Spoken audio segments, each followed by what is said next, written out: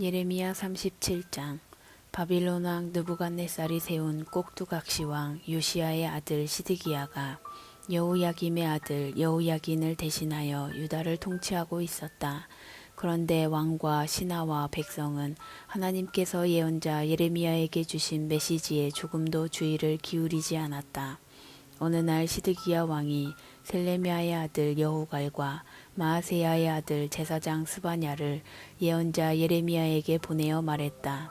우리를 위해서 우리의 주님이신 하나님께 기도해 주시오. 열심을 다해 기도해 주시오. 그때는 예레미야가 백성 가운데 자유롭게 드나들며 활동하던 때로 아직 감옥에 갇히기 전이었고 바로의 군대가 이집트를 출발해 진군해 오고 있었다. 예루살렘을 포위하고 있던 갈대아 사람들이 이집트 군대가 오고 있다는 소식을 듣고 예루살렘에서 물러갔다. 그때 하나님께서 예언자 예레미야에게 메시지를 주셨다. 이스라엘의 하나님이 말한다. 너는 내게 자문을 구하려고 너희를 보낸 유다 왕에게 이 메시지를 전하여라. 잘 들어라. 너희를 도우러 바로의 군대가 오고 있다만 그들은 오래 머물지 않을 것이다. 그들은 여기 도착하자마자 곧 떠나 이집트로 돌아갈 것이다. 그러면 바빌론 사람들이 돌아와 공격을 재개하고 이 도성을 점령하여 불태울 것이다. 나 하나님이 너희에게 말한다. 서로 안심시키려고 바빌론 사람들은 며칠 내로 떠날 것이다 말하며 스스로를 속이지 마라. 내가 너희에게 말하는데 그들은 떠나지 않을 것이다. 설령 너희가 갈대아 공격 부대를 모두 격퇴시켜 그들 진영에 부상병들만 남더라도 그들이 일어나 이 도성을 불태워 버릴 것이다. 갈대아 군대가 예루살렘에서 물러갔을 때 예레미야가 개인적 일을 처리하러 예루살렘을 떠나 베냐민 영토로 건너갔다. 그가 베냐민 성문에 이르렀을 때 거기 수문장이던 하나냐의 손자요 셀레미야의 아들인 이리야가 예언자 예레미야를 붙잡고 고발하며 말했다. 당신은 지금 갈대아 사람들에게 투항하러 가고 있소. 그렇지 않소. 예레미야가 항변했다. 갈대아 사람들에게 투항하다니 생각해 본 적 없소. 그러나 이리야는 그 말을 듣지 않았다.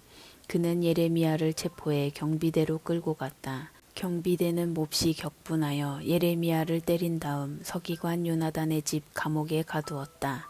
그들은 그 집을 감옥으로 사용하고 있었다. 그렇게 해서 예레미야는 물 웅덩이를 개조한 지하 감옥에 들어가 오랫동안 갇혀 있었다. 나중에 시드기야 왕이 사람을 시켜 예레미야를 데려왔다.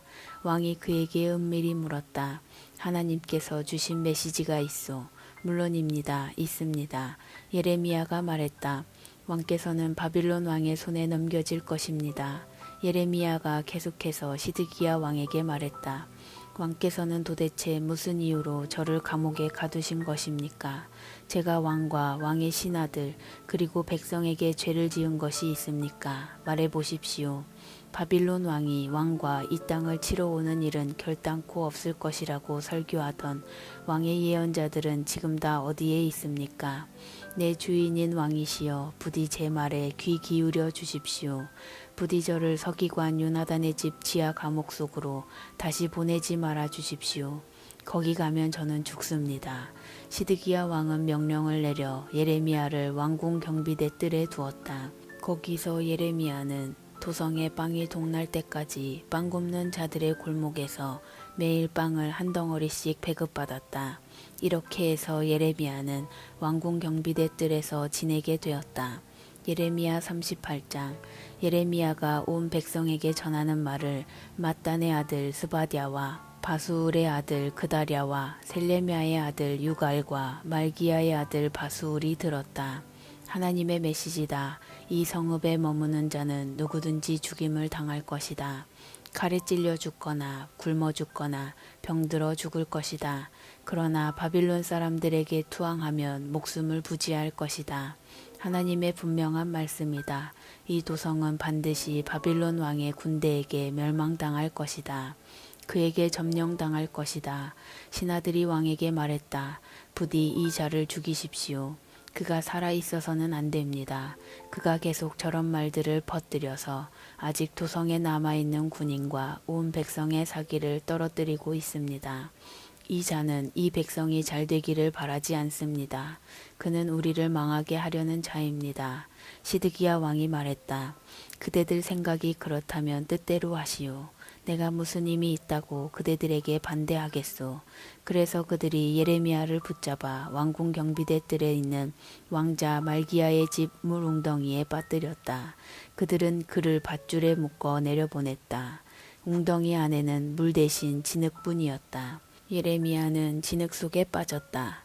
왕궁 관리였던 에티오피아 사람 에벨멜렉은 사람들이 예레미야를 물웅덩이 속으로 내동댕이 쳤다는 소식을 들었다. 그때 왕은 베냐민 문에서 나란 일을 보고 있었는데 에벤멜렉이 왕궁을 나와 왕에게 달려가 말했다.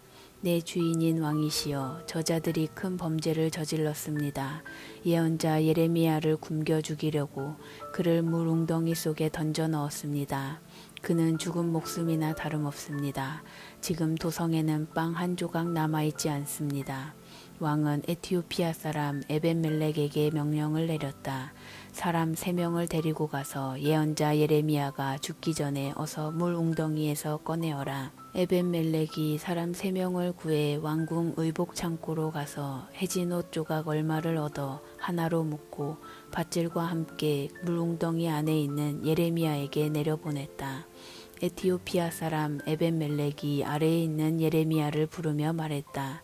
양쪽 겨드랑이와 밧줄 사이에 이 해진 옷 조각들을 끼워 넣으십시오.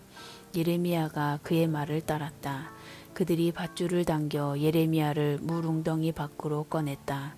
그러나 그는 계속 왕궁 경비대 뜰에 감금되었다. 후에 시드기야 왕이 예언자 예레미야를 하나님의 성전 셋째 입구로 불렀다. 왕이 예레미야에게 말했다. 그대에게 물을 것이 있소. 내게 아무것도 숨기지 마시오. 예레미야가 말했다. 제가 사실대로 말씀드리면 왕께서는 저를 죽이실 것입니다. 제가 무슨 말을 하든지 왕께서는 귀 기울여 듣지 않으실 것입니다. 시드기야가 그 자리에서 예레미야에게 은밀히 맹세하며 말했다. 우리에게 생명을 주시는 하나님께서 살아계심을 두고 맹세하는데 나는 결코 그대를 죽이거나 그대의 목숨을 노리는 자들에게 넘겨주지 않을 것이오. 예레미야가 시드기야에게 말했다. 만군의 하나님, 이스라엘의 하나님의 메시지입니다. 만일 내가 바빌론 왕의 장군들에게 투항하면 너도 살고 이 도성도 불타지 않을 것이다. 너의 가문은 살아남을 것이다. 그러나 내가 바빌론 왕의 장군들에게 투항하지 않으면 이 도성은 갈대아 사람의 수중에 들어가 모조리 불타 없어질 것이다. 그들의 손에서 빠져나올 수 있을 것이라는 생각은 꿈에도 하지 마라. 시드기야 왕이 예레미야에게 말했다. 그러나 나는 갈대아 사람들에게 먼저 투항한 유다 사람들이 두렵소. 그들이 나를 손에 넣으면 나를 매우 거칠게 다룰 테니 말이오. 예레미야가 그를 안심시켰다. 그들의 수중에 떨어지는 일은 없을 것입니다. 부디 하나님의 음성에 순종하십시오. 저는 지금 왕을 위해 왕께서 목숨을 부지하실 수 있게 하려고 이 말씀을 드립니다. 왕께서 투항을 거부할 때 어떤 일이 있을지 하나님께서 제게 보여주셨습니다. 상상해 보십시오. 유다의 왕궁의 남은 여인들 모두가 바빌론 왕의 신하들에게 끌려갑니다. 그들은 끌려가며 이렇게 말합니다. 그들이 내게 거짓말을 했다. 친구라고 믿었던 자들이 너를 속였다. 이제 진창에 빠져 옴짝달싹 못하는 내 꼴이라니. 내 친구라는 자들 지금 모두 어디에 있느냐. 왕의 아내와 자식들 모두가 갈대아 사람들에게 넘겨질 것입니다. 그들의 손에서 빠져나올 수 있으리라 생각하지 마십시오. 왕께서는 바빌론 왕에게 붙잡힐 것이며 그가 이 도성을 불태워 허물어 버릴 것입니다. 시드기야가 예레미야에게 말했다. 오늘 우리가 나눈 대화는 비밀로 하는 것이 그대를 위해 좋을 것이요. 고관들이 이 일을 눈치채면 바로 달려와 말할 것이요. 왕과 무슨 얘기를 했는지 털어놓으시오. 남김없이 자백하면 목숨은 살려주겠소. 만일 그런 일이 생기면 그들에게 이렇게 말하시오. 나는 다만 왕께 나를 요나단의 집 지하 감옥으로 다시 보내지 말아달라고 간청드렸을 뿐이오. 과연 고관들이 예레미야를 찾아와 물었고 그는 왕이 지시한 대로 대답했다. 그들은 결국 그냥 돌아갔다. 그 대화를 엿들은 자는 아무도 없었다. 예레미야는 예루살렘이 점령당하는 날까지 왕궁 경비대 뜰에서 지냈다.